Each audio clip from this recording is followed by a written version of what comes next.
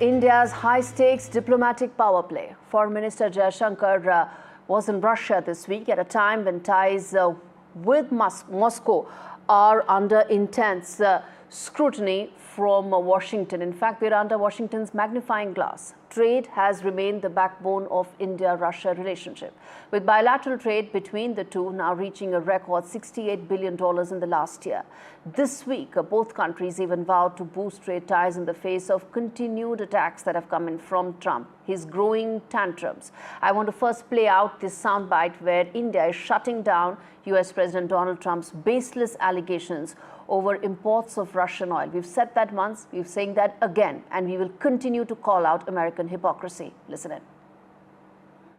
Prior to the invasion of Ukraine in February 2022, India bought virtually no Russian oil. I mean, it was like 1% of their needs. So the argument somehow now, as the percentage has gone up to like 30 and 35%, they don't need the oil. It's a refining profiteering scheme. It's a laundromat for the Kremlin. That's the reality. We are not the biggest purchasers of Russian oil. That is China. We are not the biggest purchasers of Russian LNG.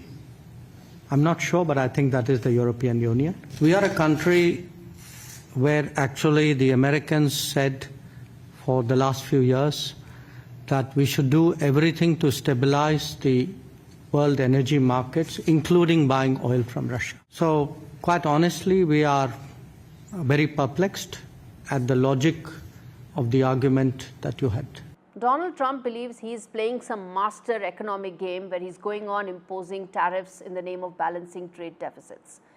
But what he needs to know is that it's New Delhi which has mastered the Russian roulette, playing a high-stakes diplomatic game driven by one thing alone, which is securing its national interest. New Delhi has now restored its oil procurement from Moscow after a brief dip in July and placed advance orders for the next 2 months. Even as Washington tightens its trade grip, Russia is rolling out the red carpet for Indian exporters, welcoming Indian exports to Moscow. And that needs to be kept in mind that while we may see a hit because of the 50% tariffs, it's not something that we will not be able to tide over if there are other parts of the world, other markets that are rolling the red carpet. Dr. Jaishankar urged Russian companies to deepen their engagement with India, a means to address the trade imbalance between the two countries. Kremlin also hopes of trilateral talks between India, China and Russia. India hasn't agreed to it so far, but what we have done is that we continue to deeply invest in our India-Russia relationship and also build further on the China relationship, which did go through a deep freeze after the Galwan conflict. And India has remained firm against Trump's inconsistent position, failing to mention China, Russia's largest oil customer, as well as Europe's LNG imports. Now, as the US moves towards isolationism, President Trump's trying efforts to reach a peace deal in Ukraine, it's throwing its partner New Delhi under the bus in the process, even as it's clear that there's no deal on the table from Putin's side. Putin has actually got the best as it could from the Alaska summit. Now, for Trump, the biggest problem is that he's now getting used to country after country bowing and kneeling in front of him. There was Japan, there is the entire European Union, all showing zero political courage and spine.